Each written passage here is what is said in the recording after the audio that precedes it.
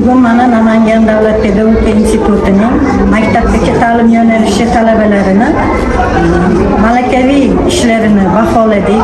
Bugun talabalarimiz o'zlariga berilgan malakaviy ish himoyasida o'zlarining bilim ko'nikmalarini juda chiroyli namoyish qilishdi. Hakam a'zolariga berilgan savollarga to'g'ri javoblarini berishdi.